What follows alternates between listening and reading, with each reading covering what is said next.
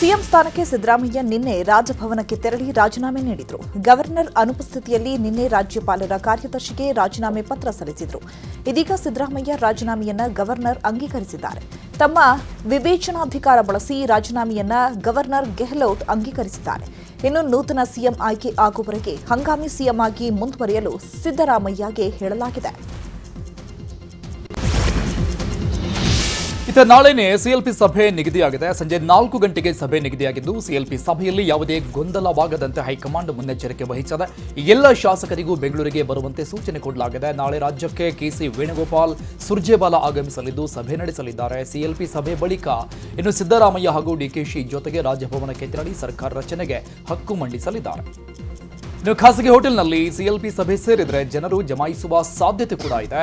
ಈ ಹಿನ್ನೆಲೆಯಲ್ಲಿ ವಿಧಾನಸೌಧದ ಸಮ್ಮೇಳನ ಸಭಾಂಗಣದಲ್ಲಿ ಸಭೆ ನಡೆಸಲು ಕಾಂಗ್ರೆಸ್ ನಾಯಕರು ಚಿಂತನೆ ನಡೆಸಿದ್ದಾರೆ.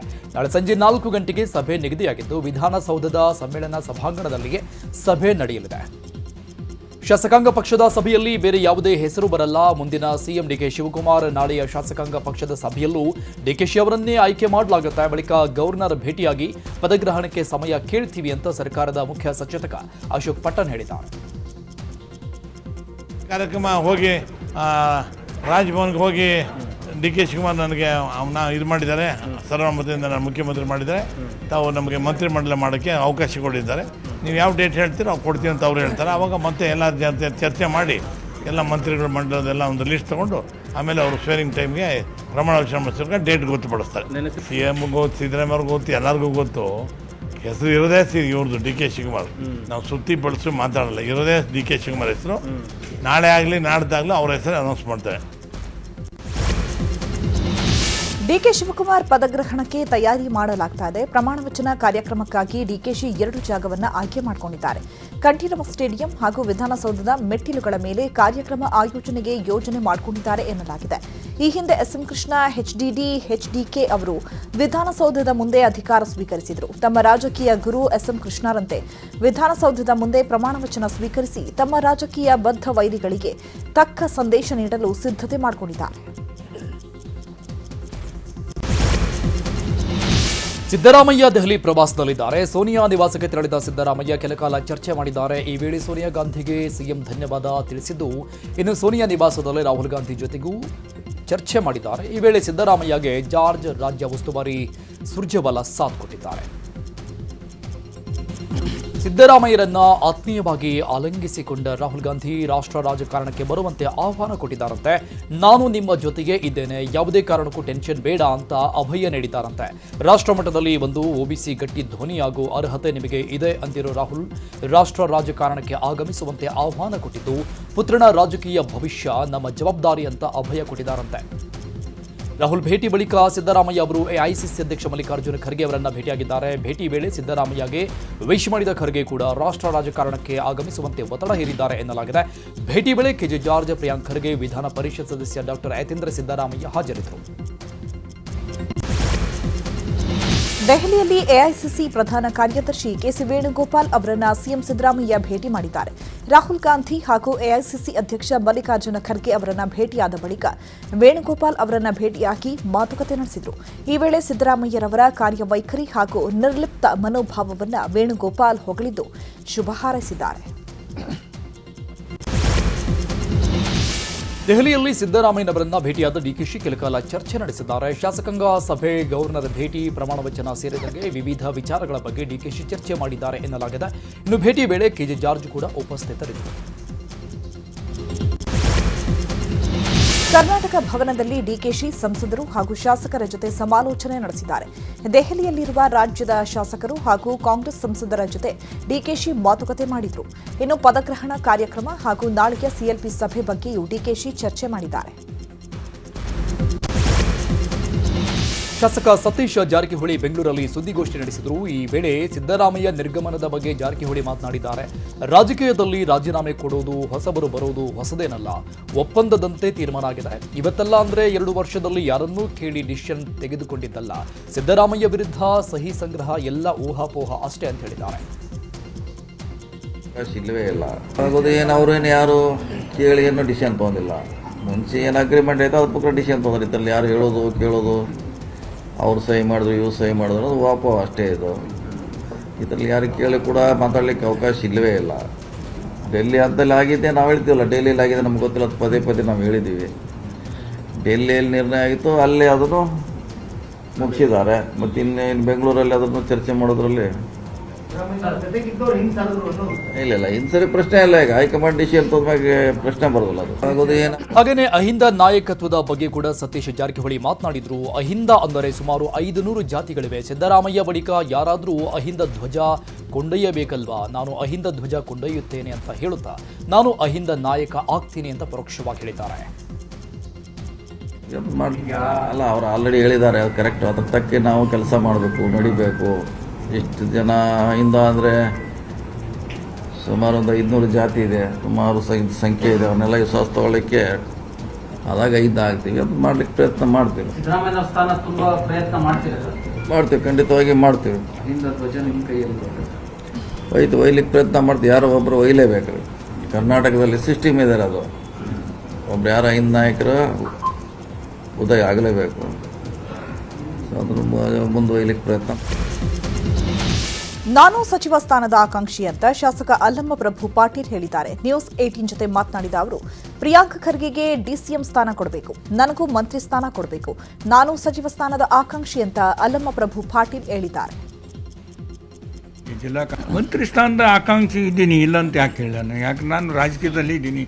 1972ರಿಂದ ಯುವ ಕಾಂಗ್ರೆಸ್ ಅಧ್ಯಕ್ಷನಾಗಿ, ಬ್ಲಾಕ್ ಕಾಂಗ್ರೆಸ್ ಜನರಲ್ ಸೆಕ್ರೆಟರಿಯಾಗಿ, ಜಿಲ್ಲಾ ಕಾಂಗ್ರೆಸ್ ಅಧ್ಯಕ್ಷನಾಗಿ ಮತ್ತು KPCC ಜನರಲ್ ಸೆಕ್ರೆಟರಿಯಾಗಿ, ಆರ್ಗನೈಸ್ ಸೆಕ್ರೆಟರಿಯಾಗಿ, ಅನೇಕ ಅಬ್ಸರ್ವರ್ ಆಗಿ ಕೂಡ ಕೆಲಸ ಮಾಡಿದ್ದೀನಿ. ನಾನು ಹೊಸ ಮಂತ್ರಿಮಂಡಲದಲ್ಲಿ ಹೈಕಮಾಂಡ್ ಅವರು ಅಲ್ಲಿ ದುಡಿದಿದ್ದನ್ನು ಕಂಡು ನನಗೆ ಮಂತ್ರಿ ಸ್ಥಾನ ಕೊಟ್ಟರು ಕೂಡ ನಾನು ಸಂತೋಷದಿಂದ ಸ್ವೀಕಾರ ಮಾಡ್ತೇನೆ. ಪ್ರಿಯಾಂಕಾ ಖರ್ಗೆ ಅವರು DCM ಆಗ್ಬೇಕಂತ ಹೇಳಿ ಅವರಿಗೂ ಕೂಡ DCM ಕೊಟ್ಟರು ಕೂಡ ನಮಗೆ ಸ್ವಾಗತ ಇದೆ. ನಮಗೇನೆ ಡಿಸಿಎಂ ಸ್ಥಾನಕ್ಕೆ ಜಮೀರ್ ಖಂಡ್ರೆ ಭಾರಿ ಸರ್ಕಸ್ ನಡೆಸ್ತಾ ಇದ್ದಾರೆ. ಆಪ್ತ ಶಾಸಕರ ಜೊತೆಗೆ ಜಮೀರ್ ಅಹಮದ್ ಚರ್ಚೆ ನಡೆಸಿದ್ದಾರಂತೆ. ಪ್ರಬಲ ಖಾತೆ ಜೊತೆಗೆ ಡಿಸಿಎಂ ಸ್ಥಾನದ ಮೇಲೆ ಕಂಟಿರುವ ಜಮೀರ್ ಅಹಮದ್ ಖಾನ್ ಒತ್ತಡ ತಂತ್ರ ಹೇರಲು ಮುಂದಾಗಿದ್ದಾರೆ. ಈ ಹಿನ್ನೆಲೆಯಲ್ಲಿ ಇಂದು ತಮ್ಮ ನಿವಾಸದಲ್ಲಿ ಆಪ್ತ ಶಾಸಕರ ಜೊತೆ ಜಮೀರ್ ಸರಣಿ ಸಭೆ ನಡೆಸಿದ್ದಾರೆ. ಇನ್ನೊಂದೆಡೆ ಖಂಡ್ರೆ ಕೂಡ ಡಿಸಿಎಂ ಗಾದಿಗೇರಲು ಯತ್ನಿಸ್ತಾ ಇದ್ದಾರೆ. ತಮ್ಮ ಸಮುದಾಯದ ಶಾಸಕರ ಜೊತೆ ಖಂಡ್ರೆ ಮೀಟಿಂಗ್ ಮಾಡಿದ್ದು ವರಿಷ್ಠರ ಮೇಲೆ ಒತ್ತಡ ಹೇರಲು ಖಂಡ್ರೆ ತಂತ್ರಗಾರಿಕೆ ಮಾಡಿದ್ದಾರಂತೆ. ಕಾಂಗ್ರೆಸ್ ಪಾಳಯದಲ್ಲಿ ಚಟುವಟಿಕೆಗಳು ಗರಿಗೆದರಿದೆ. ನೂತನ ಸಂಪುಟ ಸೇರ್ಪಡೆಗೆ ಹಲವರು ಬಯಕೆ ವ್ಯಕ್ತಪಡಿಸಿದ್ದಾರೆ. 10ರಿಂದ 13 ಮಂದಿ ಹಿರಿಯ ಶಾಸಕರು ಮತ್ತೊಮ್ಮೆ ಸಂಪುಟ ಸೇರ್ಪಡೆ ಆಗೋ ವಿಶ್ವಾಸದಲ್ಲಿದ್ದಾರೆ. ಕೃಷ್ಣ ಭೈರೇಗೌಡ, ಪ್ರಿಯಾಂಕ್ ಖರ್ಗೆ, KG ಜಾರ್ಜ್, ಡಾ ಜಿ ಪರಮೇಶ್ವರ್, ಶಿವರಾಜ್ ತಂಗಡಗಿ, ರಾಮಲಿಂಗಾರೆಡ್ಡಿ, ಮಾಂಕಳ ವೈದ್ಯ ಸಚಿವ ಸ್ಥಾನದ ರೇಸ್ನಲ್ಲಿದ್ದಾರೆ ಎನ್ನಲಾಗ್ತಾ ಇದೆ. ಇನ್ನು ಡಿಕೆಶಿ ಸಂಪುಟದಲ್ಲಿ ಬಹುತೇಕ ಹೊಸಬರಿಗೆ ಮಣೆ ಹಾಕ್ತಾರೆ ಎನ್ನಲಾಗ್ತಾ ಇದೆ. ರೂಪಾ ಶಶಿಧರ್, BK ಹರಿಪ್ರಸಾದ್, ಲಕ್ಷ್ಮಣ್ ಸವದಿ, ರಾಘವೇಂದ್ರ ಹಿಟ್ನಾಳ್, ಪುಟ್ಟರಂಗಶೆಟ್ಟಿ, ಶಿವಲಿಂಗೇಗೌಡ, ಶ್ರೀನಿವಾಸ್ ಮಾನೆ, ರಘುಮೂರ್ತಿ, ಶ್ರೀನಿವಾಸ್ ಮಾನೆ ಸೇರಿದಂತೆ ಡಿಕೆ ಸಂಪುಟದಲ್ಲಿ ಸ್ಥಾನ ಪಡೆಯಲಿದ್ದಾರೆ ಅಂತ ಹೇಳಲಾಗ್ತಾ ಇದೆ. ಸಂಪುಟ ವಿಸ್ತರಣೆ ಬಗ್ಗೆ ಮಾತುಕತೆ ನಡೆಯುತ್ತಿರುವ ಬೆನ್ನಲ್ಲೇ ಕೋಲಾರ ಜಿಲ್ಲೆಗೆ ಸಚಿವ ಸ್ಥಾನ ನೀಡಲು ಆಗ್ರಹ ಕೇಳಿಬಂದಿದೆ. ಕೋಲಾರ ಜಿಲ್ಲೆಗೆ 3 ಸಚಿವ ಸ್ಥಾನ ನೀಡಬೇಕು ಅಂತ ಆಗ್ರಹಿಸಿ 3 ಶಾಸಕರು, 2 ಪರಿಷತ್ ಸದಸ್ಯರು ಸೇರಿ 7 ಮಂದಿ ನಾಯಕರು ಪತ್ರ ಬರೆದಿದ್ದಾರೆ. ಈ ICC ಅಧ್ಯಕ್ಷ ಮಲ್ಲಿಕಾರ್ಜುನ ಖರ್ಗೆಗೆ ಪತ್ರ ಬರೆದಿರುವ ನಾಯಕರು ದಲಿತ ಕೋಟಾದಡಿ ನಾರಾಯಣಸ್ವಾಮಿಗೆ ಸಚಿವ ಸ್ಥಾನ ನೀಡಿ ಹಾಗೂ ಜಿಲ್ಲಾವಾರು ಪ್ರಾತಿನಿಧ್ಯದಲ್ಲಿ ನಂಜೇಗೌಡ, ಕೊತ್ತೂರು ಮಂಜುನಾಥ್ಗೆ ಸಚಿವ ಸ್ಥಾನ ನೀಡಿ ಅಂತ ಆಗ್ರಹಿಸಿದ್ದಾರೆ. ಸಿಎಂ ರಾಜೀನಾಮೆ ಬೆನ್ನಲ್ಲೇ ಚಿತ್ರದುರ್ಗದಲ್ಲಿ ರಾಜಕೀಯ ಚಟುವಟಿಕೆ ಗರಿಗೆದರಿದೆ. ಮಂತ್ರಿಗಿರಿಗಾಗಿ 5 ಶಾಸಕರ ನಡುವೆ ಫೈಟ್ ನಡೆದಿದೆ. ಶಾಸಕ T Raghumurthy, NY Gopalakrishna, BG Govindappa, ಶಾಸಕ KC Veerendra, MLC DT Srinivas ನಡುವೆ ಪೈಪೋಟಿ ಇದೆ. ಶಾಸಕ ಟಿ ರಘುಮೂರ್ತಿಗೆ ಮಂತ್ರಿ ಸ್ಥಾನದ ಜೊತೆಗೆ DCM ನೀಡುವಂತೆ ಕೆಲವರು ಪಟ್ಟು ಹಿಡಿದಿದ್ರೆ, ST ಕೋಟಾದಾಡಿ ಮಂತ್ರಿಗಿರಿಗೆ ಮೊಳಕಾಲ್ಮೂರು ಶಾಸಕ NY ಗೋಪಾಲಕೃಷ್ಣ ಲಾಬಿ ಮಾಡುತ್ತಿದ್ದಾರೆ. ಇನ್ನು ಕುರುಬ ಸಮುದಾಯದ ಕೋಟಾದಲ್ಲಿ ಮಂತ್ರಿಗಿರಿಗೆ ಶಾಸಕ BG ಗೋವಿಂದಪ್ಪ ಬ್ಯಾಟ್ ಬೀಸಿದ್ದಾರೆ. ಡಿಕೆಶಿ ಸಿಎಂ ಎನ್ನುವ ಮಾತುಗಳು ಕೇಳಿ ಬರ್ತಾ ಇದ್ದಂತೆ KH ಮುನಿಯಪ್ಪಗೆ DCM ಸ್ಥಾನ ನೀಡಬೇಕು ಅನ್ನೋ ಆಗ್ರಹ ಕೂಡ ಕೇಳಿಬಂದಿದೆ. ಮುನಿಯಪ್ಪ ಅವರನ್ನ DCM ಮಾಡುವಂತೆ ಕಾಂಗ್ರೆಸ್ ಮುಖಂಡರು ಒತ್ತಾಯಿಸಿದ್ದಾರೆ. ದೇವನಹಳ್ಳಿ ಬ್ಲಾಕ್ ಕಾಂಗ್ರೆಸ್ನ ಮುಖಂಡರು ಸುದ್ದಿಗೋಷ್ಠಿ ನಡೆಸಿ ಹೈಕಮಾಂಡ್ಗೆ ಒತ್ತಡ ಹೇರಿದ್ದಾರೆ. ಮುನಿಯಪ್ಪ ಎಡಗೈ ಸಮುದಾಯದ ಹಿರಿಯ ನಾಯಕರು, 7 ಬಾರಿ ಸಂಸದರಾಗಿ, ಕೇಂದ್ರ ಸಚಿವರಾಗಿ ಸಾಕಷ್ಟು ಅನುಭವ ಇದೆ. ಮಾದಿಗ ಸಮುದಾಯದ KH ಮುನಿಯಪ್ಪಗೆ DCM ಕೊಟ್ಟರೆ ಪಕ್ಷಕ್ಕೆ ಅನುಕೂಲ ಅಂತ ಅಭಿಪ್ರಾಯಪಟ್ಟಿದ್ದಾರೆ. ಈಗ ಏನು ಹೊಸ CM ಆಗ್ತಿದ್ದಾರೆ DK ಸಾಹೇಬರು, ಅವ್ರ ಜೊತೆ ನಮ್ಮ ಕ್ಷೇತ್ರದ ಶಾಸಕರು ಮಂತ್ರಿಗಳು ಆದಂಥ KH ಮುನಿಯಪ್ಪನವರು ಬಹಳ ಅತ್ಯಂತ ಹಿರಿಯ ರಾಜಕಾರಣಿಗಳು, ಅತ್ಯಂತ ಅನುಭವ ಇರ್ತಕ್ಕಂಥವ್ರು, 7 ಬಾರಿ ಸಂಸದರಾಗಿ ಒಂದು ಪ್ರಬಲ ಸಮುದಾಯದ ಹಿರಿಯ ನಾಯಕರಾಗಿದ್ದಾರೆ. ಅವರನ್ನ ನಮ್ಮ DK ಸಾಹೇಬರ ಸಂಪುಟದಲ್ಲಿ ಉಪಮುಖ್ಯಮಂತ್ರಿಗಳು ಮಾಡ್ಕೊಂಡ್ರೆ ಸರ್ಕಾರಕ್ಕೆ ಮತ್ತೆ ನಮ್ಮ ಪಕ್ಷಕ್ಕೆ ಅನುಕೂಲ ಆಗುತ್ತೆ ಅಂತ ನಮ್ಮ ತಾಲೂಕಿನ ಎಲ್ಲ ಮುಖಂಡರುಗಳ ಪರವಾಗಿ ಒತ್ತಾಯ ಮಾಡ್ತಾರೆ. ನಮ್ಮ ಹಿರಿಯರು ರಾಹುಲ್ ಗಾಂಧಿಯವರು ಮತ್ತೆ ಮಲ್ಲಿಕಾರ್ಜುನ ಖರ್ಗೆ ಸಾಹೇಬರು, ನಮ್ಮ DK ಸಾಹೇಬರು, ಸಿದ್ದರಾಮಯ್ಯ ಸಾಹೇಬರು ಎಲ್ಲರೂ ಒಟ್ಟಿಗೆ ಕೂತು ಒಂದು ದಲಿತ CM ಅನ್ನು ಮಾಡ್ತಾರೆ, ಮತ್ತೆ ಒಂದು OBC CM ಅನ್ನು ಮಾಡ್ತಾರೆ. ಇದನ್ನೆಲ್ಲ ತೀರ್ಮಾನ ಮಾಡ್ತಾರೆ ಅಂತ ನಾವೆಲ್ಲ ಆಶಯದಿಂದ ಇದ್ದೇವೆ. ನಮ್ಮ ಸಾಹೇಬ್ರಿಗೂ DCM ಪಟ್ಟ ಸಿಗೋದು ಕನ್ಫರ್ಮ್ ಅಲ್ಲ, ಅವ್ರಿಗೂ ಅರ್ಹತೆ ಇದೆ, ಅದರಲ್ಲಿ ಎರಡನೇ ಮಾತಿಲ್ಲ. ಏನಂತಂದ್ರೆ ಇವರು ಅತ್ಯಂತ ಹಿರಿಯರಾಗಿರೋದ್ರಿಂದ, ಅನುಭವಶಾಲಿಗಳಾಗಿರೋದ್ರಿಂದ ಇವ್ರಿಗೆ ಅವಕಾಶ ಸಿಗುತ್ತೆ ಅಂತ ನಮ್ಮ ಒತ್ತಾಯ. ಮುಖಂಡರಿಗೂ ಒತ್ತಾಯ ಮಾಡ್ತೀವಿ ನಾವು. ಅಲ್ಟಿಮೇಟ್ ಆಗಿ ಏನು ಹೈಕಮಾಂಡ್ ತೀರ್ಮಾನ ಮಾಡುತ್ತೋ ಅದಕ್ಕೆ ಬದ್ಧವಾಗಿ CM ಆದಮೇಲೆ ನಾವು CM ಹತ್ರ ಹೋಗ್ತೀವಿ, ಪತ್ರ ತಗೊಂಡು ಎಲ್ಲ ಮುಖಂಡರು CM ಹತ್ರ ಕುತ್ಕೊಂಡು ಮಾತಾಡಿ DK ಶಿವಕುಮಾರ್ ಹತ್ರ ದಯವಿಟ್ಟು ನಮ್ಗೆ ಕೊಡಲೇಬೇಕಂತ ನಾವು ಒತ್ತಾಯ ಮಾಡಿ ಕೇಳ್ತೀವಿ. ಅವ್ರೇನು ತೀರ್ಮಾನ ಮಾಡ್ತಾರೋ ಆ ತೀರ್ಮಾನಕ್ಕೆ ನಾವು ಬದ್ಧರಾಗಿತ್ತು. CM ಮಾಡ್ಬೇಕಂತ ನಮ್ಮ ತಾಲೂಕಲ್ಲಿ ನಾವು ಕೇಳಿದ್ವಿ, ಆದರೆ ಹೈಕಮಾಂಡ್ ಏನು ತೀರ್ಮಾನ ಮಾಡ್ತೋ ಅದೇ ಥರ ನಡೀತಾ ಇತ್ತು, ತೀರ್ಮಾನ ಆಗಿದೆ. ಇವತ್ತು ಸಚಿವ ಸ್ಥಾನದ ವಜಾ ಆಗಿದೆ, ನೆಕ್ಸ್ಟ್ ದಿವಸ ಮಾಡ್ತಾರಲ್ಲ. ಅತಿ ಹಿರಿಯರಿದ್ದಾರೆ ಅವ್ರಿಗೆ ಫಸ್ಟ್ ಕೊಟ್ಟು ನೆಕ್ಸ್ಟ್ ಎಲ್ಲರೂ ಬೇರೆ ಬೇರೆ ಕೊಡಬೇಕು. ಇಲ್ಲ ಹಿರಿಯರಿಗೂ ಕೊಡಬೇಕು, ನಾವು ಹಿರಿಯರಿಗೂ ಕೊಡಬೇಕು ಅಂತ ನಮ್ಮ ತಾಲೂಕು ಒಂದು ಕೊಡಲೇಬೇಕು. ಪ್ರಿಯಾಂಕ್ ಖರ್ಗೆಗೆ DCM ಸ್ಥಾನ ನೀಡುವಂತೆ ವಿಶೇಷ ಪೂಜೆ ಸಲ್ಲಿಸಲಾಯಿತು. ಕಲಬುರಗಿ ಚಿತ್ತಾಪುರದ ದೇವಸ್ಥಾನದಲ್ಲಿ ಪೂಜೆ ಪ್ರಾರ್ಥನೆ ಮಾಡಲಾಯಿತು. ಕೊರಂಟಿ ಹನುಮಾನ್ ಮಂದಿರದಲ್ಲಿ ವಿಶೇಷ ಪೂಜೆ ಪ್ರಾರ್ಥನೆ ಮಾಡಿದ ಖರ್ಗೆ ಬೆಂಬಲಿಗರು 101 ಈಡುಗಾಯಿ ಒಡೆದು ಪೂಜೆ ಸಲ್ಲಿಸಿದ್ದಾರೆ. ಮೈಸೂರಲ್ಲಿ DKಶಿ ಅಭಿಮಾನಿಗಳು ಸಂಭ್ರಮಾಚರಣೆ ಮಾಡಿದ್ದಾರೆ. ಮೈಸೂರಿನ ಅಗ್ರಹಾರದ ಗಣಪತಿ ದೇಗುಲದಲ್ಲಿ 101 ವಿಶೇಷ ಪೂಜೆ ನೆರವೇರಿಸಿದ್ರು. DK ಭಾವಚಿತ್ರ ಹಿಡಿದ ಅಭಿಮಾನಿಗಳು ಜೈಕಾರ ಹಾಕಿದ್ರು. ಪದಗ್ರಹಣ ನಿರ್ವಿಘ್ನವಾಗಿ ನಡೆಯಲಿ ಅಂತ ಅಭಿಮಾನಿಗಳು ಈಡುಗಾಯಿ ಹೊಡೆದಿದ್ದಾರೆ.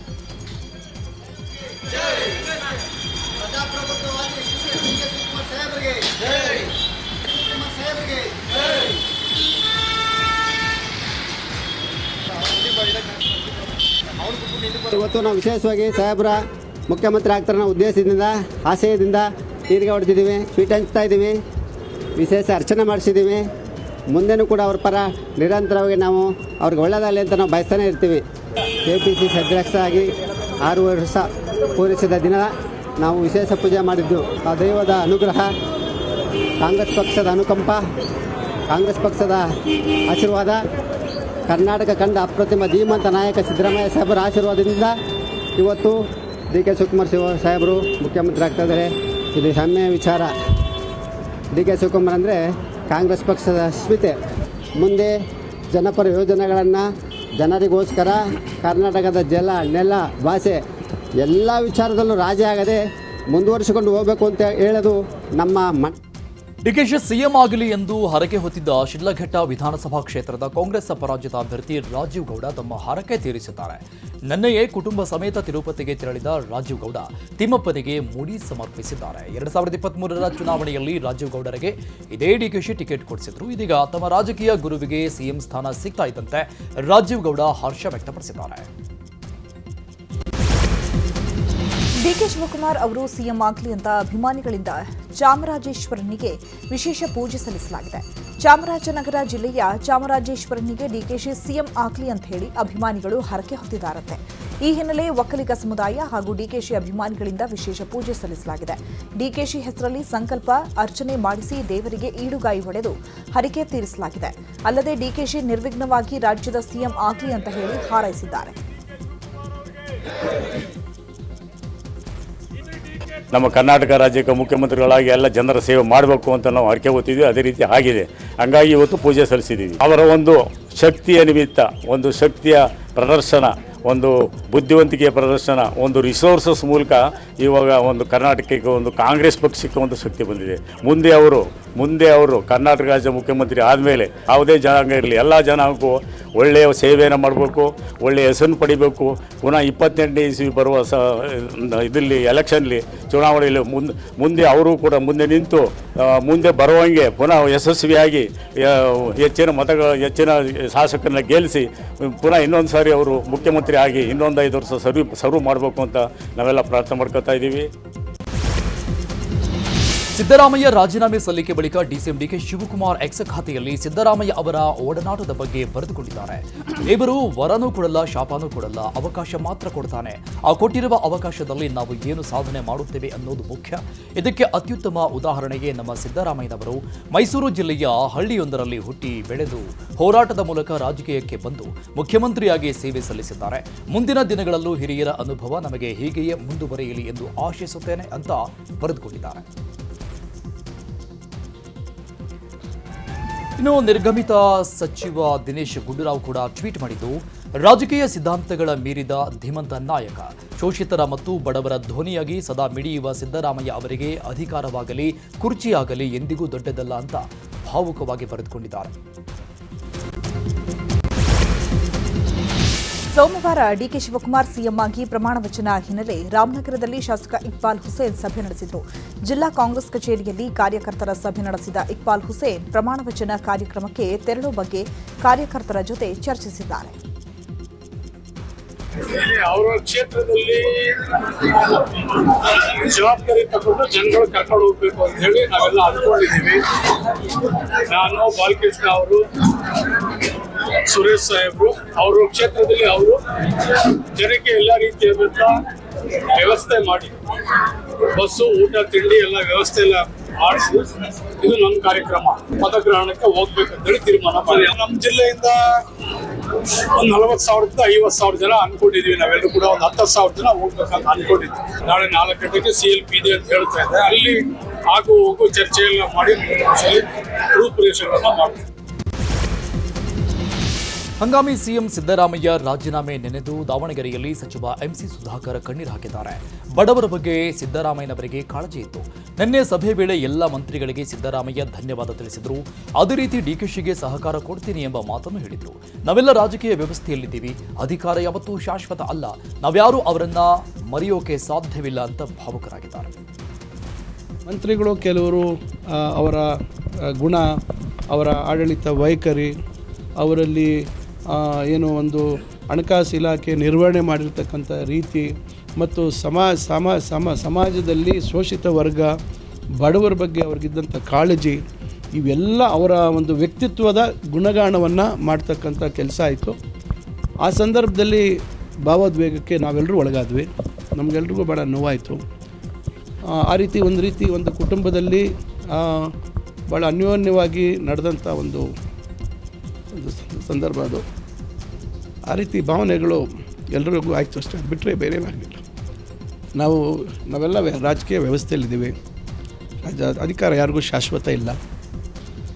ಅದರಿಂದ ಅವರನ್ನು ನಾವು ಯಾವತ್ತೂ ಮರೆಯಲಿಕ್ಕೆ ಸಾಧ್ಯ ಇಲ್ಲ. ಸಿದ್ದರಾಮಯ್ಯ ಜೊತೆಗಿನ ಒಡನಾಟ ನೆನೆದು ಜೈರಾಮ್ ರಮೇಶ್ ಪೋಸ್ಟ್ ಹಾಕಿದ್ದಾರೆ. ಎಕ್ಸ್ನಲ್ಲಿ ಪೋಸ್ಟ್ ಮಾಡಿರುವ ಜೈರಾಮ್ ರಮೇಶ್, ಸಿದ್ದರಾಮಯ್ಯ ಕರ್ನಾಟಕ ರಾಜಕೀಯದ 4 ದಶಕಗಳ ಪ್ರಭಾವಿ ನಾಯಕ. 17 ಬಜೆಟ್ಗಳನ್ನು ಮಂಡಿಸಿ ಇತಿಹಾಸ ನಿರ್ಮಿಸಿದ್ದಾರೆ. ಅವರ ಆಡಳಿತ ಸಾಮರ್ಥ್ಯ, ಭಾಷಣ ಶೈಲಿ ಜನಮನ ಸೆಳೆದಿತ್ತು. ಕರ್ನಾಟಕದ ಅಭಿವೃದ್ಧಿಗೆ ನೀಡಿದ ಕೊಡುಗೆ ಎಂದಿಗೂ ನೆನಪಲ್ಲಿ ಉಳಿಯಲಿದೆ. ಸಾರ್ವಜನಿಕ ಜೀವನದಲ್ಲಿ ಹೊಸ ಇನ್ನಿಂಗ್ಸ್ ಆರಂಭಿಸ್ತಾ ಇದ್ದಾರೆ. ಅಧಿಕಾರ ಹಸ್ತಾಂತರದಲ್ಲೂ ಸಿದ್ದರಾಮಯ್ಯ ನಡೆ ಪ್ರಶಂಸನೀಯ ಅಂತ ಬರೆದುಕೊಂಡಿದ್ದಾರೆ. ಗದಗದ ಮುಕ್ತಿ ಮಂದಿರಕ್ಕೆ ಭೇಟಿ ನೀಡಿ ಸಂಕಲ್ಪ ಮಾಡಿದ 40 ದಿನಗಳಲ್ಲೇ ಡಿಕೆಶಿಗೆ ಸಿಎಂ ಪಟ್ಟ ಒಲಿದು ಬಂದಿದೆ. ಏಪ್ರಿಲ್ 19ರಂದು ಮುಕ್ತಿ ಮಂದಿರಕ್ಕೆ ಭೇಟಿ ನೀಡಿದ ಡಿಕೆಶಿ ಲಿಂಗೈಕ್ಯ ವೀರ ಗಂಗಾಧರ ಮಹಾಸ್ವಾಮಿಗಳ ಗದ್ದುಗೆಗೆ ಪೂಜೆ ಸಲ್ಲಿಸಿ ಸಂಕಲ್ಪ ಮಾಡಿದರು. ಯಾರಿಗೂ ಮಾಹಿತಿ ನೀಡದೆ ಒಬ್ಬರೇ ಮುಕ್ತಿ ಮಂದಿರಕ್ಕೆ ಡಿಕೆ ಭೇಟಿ ಕೊಟ್ಟಿದ್ರು. ಪೂಜೆ ಬಳಿಕ ಮಾತನಾಡಿದ ಡಿಕೆಶಿ, ಈ ಜಾಗದ ಶಕ್ತಿಯ ಬಗ್ಗೆ ನಾನು ನಿಮಗೆ ಬಿಡಿಸಿ ಹೇಳಲ್ಲ ಅಂತ ಮಾರ್ಮಿಕವಾಗಿ ನುಡಿದಿದ್ರು.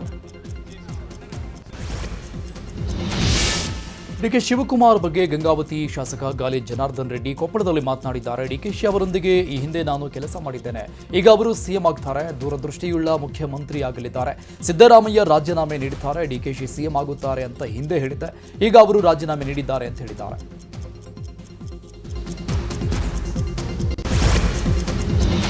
ಉತ್ತರ ಕನ್ನಡ ಜಿಲ್ಲೆಯ ಭಟ್ಕಳದಲ್ಲಿ ನಡೆದ ಮುರಿನಕಟ್ಟೆ ಮರು ನಿರ್ಮಾಣ ಧ್ವಂಸ ವಿರೋಧಿಸಿ ವಿಪಕ್ಷ ನಾಯಕ ಆರ್ ಅಶೋಕ್ ನೇತೃತ್ವದಲ್ಲಿ ಬೃಹತ್ ಪ್ರತಿಭಟನೆ ನಡೆಸಲಾಗ್ತಾ ಇದೆ. ಸಾವಿರಾರು ಸಂಖ್ಯೆಯಲ್ಲಿ ಬಿಜೆಪಿ ಕಾರ್ಯಕರ್ತರು, ಹಿಂದೂಪರ ಸಂಘಟನೆ ಕಾರ್ಯಕರ್ತರು ಪ್ರತಿಭಟನಾ ಮೆರವಣಿಗೆ ನಡೆಸಿದರು. ಪ್ರತಿಭಟನೆಯಲ್ಲಿ ಮಾಜಿ ಶಾಸಕಿ ರೂಪಾಲಿ ನಾಯ್ಕ, ಸಂಸದ ವೀರೇಶ್ವರ ಹೆಗಡೆ ಕಾಗೇರಿ, ಮಾಜಿ ಶಾಸಕ ಸುನಿಲ್ ನಾಯ್ಕ್ ಪಾಲ್ಗೊಂಡಿದ್ದರು.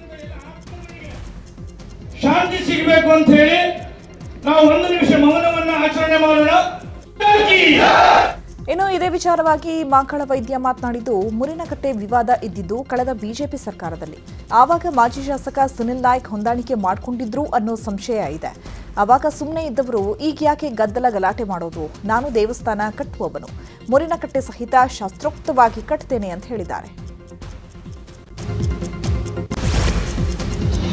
ಬೀದರ್ನ ಬಿಮ್ಸ್ ಆಸ್ಪತ್ರೆಯಲ್ಲಿ ನಾಗರಿಕ ಸಮಾಜ ತಲೆ ತಗ್ಗಿಸುವಂತಹ ಅಮಾನವೀಯ ಘಟನೆಯೊಂದು ನಡೆದಿದೆ. ಆಸ್ಪತ್ರೆಯ ಸಿಬ್ಬಂದಿಯೇ ಮೃತ ಮಹಿಳೆಯರ ಬೆತ್ತಲೆ ಫೋಟೋ ತೆಗೆದಿದ್ದಾನೆ ಅನ್ನೋ ಆರೋಪ ಕೇಳಿಬಂದಿದೆ. ಶವಾಗಾರ ಕೋಣೆಯ ಆಡಿಟರ್ ಮುನೀರ್ ಅಹಮದ್ ಎಂಬಾತನ ವಿರುದ್ಧ ದೂರು ದಾಖಲಾಗಿದೆ. ಮೃತ ಮಹಿಳೆಯರ ಶವದ ಮೇಲಿನ ಬಟ್ಟೆ ತೆಗೆದು ಫೋಟೋ ಕ್ಲಿಕ್ ಮಾಡಿದ್ದಂತೆ ಹೀನ ಕೃತ್ಯ ಗಮನಕ್ಕೆ ಬರ್ತಾ ಇದ್ದಂತೆ ದೂರು ದಾಖಲಾಗಿದೆ. ಕಾರಾಗೃಹ ಇಲಾಖೆ ಜಾಮೀನು ಕಬ್ಜಾ ಮಾಡಲು ಯತ್ನವಾಗಿದೆ ಎಂಬ ಆರೋಪ ಕೇಳಿಬಂದಿದೆ. ಕಳೆದ 1 ವರ್ಷದಿಂದ ಕಾರಾಗೃಹ ಇಲಾಖೆ ಆಸ್ತಿ ಬಳಕೆ ಮಾಡ್ತಾ ಇದ್ದಾರೆ ಎಂದು ಶ್ರೀಶೈಲ್ ಮೇಟಿ ಅನ್ನೋರು ದೂರು ಕೊಟ್ಟಿದ್ದಾರೆ. ಖಾಸಗಿ ವ್ಯಕ್ತಿ ಖಲೀಂ ಹಾಗೂ ಅನಿಲ್ ಅನ್ನೋರ ಮೇಲೆ ಆರೋಪಿಸಲಾಗಿದ್ದು, ಸ್ವತ್ತು ಕಾರಾಗೃಹ ಮತ್ತು ಸುಧಾರಣಾ ಸೇವಾ ಇಲಾಖೆ ಅಧೀನದಲ್ಲಿದ್ದು ಅತಿಕ್ರಮಣ ಮಾಡಿದ್ದಾರೆಂದು ಉಪ್ಪಾರಪೇಟೆ ಠಾಣೆಯಲ್ಲಿ ದೂರು ದಾಖಲಾಗಿದೆ. ಬೆಂಗಳೂರಲ್ಲಿ ಸುರಿದ ಮಳೆಗೆ ಭಾರಿ ಅವಾಂತರ ಸೃಷ್ಟಿಯಾಗಿದೆ. ಹಲವೆಡೆ ರಸ್ತೆಯಲ್ಲಿ ಸುಮಾರು 2 ಅಡಿಯಷ್ಟು ನೀರು ನಿಂತ ಪರಿಣಾಮ ವಾಹನ ಸವಾರರು ಪರದಾಡಿದ್ದಾರೆ. ಇನ್ನು HSR layout, Koramangala, BTM layout ಪ್ರದೇಶದಲ್ಲಿ ಅನೇಕ ಮರಗಳು ಧರಾಶಾಹಿಯಾಗಿದ್ದು ಕೆಲವು ವಾಹನಗಳಿಗೆ ಹಾನಿಯಾಗಿದೆ. ಕೆಲವು ಕಡೆ ಮಾತ್ರ ಮರ ತೆರವು ಮಾಡಲಾಗಿದ್ದು, ಇನ್ನುಳಿದ ಕಡೆ ಮರಗಳನ್ನು ತೆರವು ಮಾಡದೆ ಹಾಗೆ ಬಿಟ್ಟಿದ್ದಾರೆ.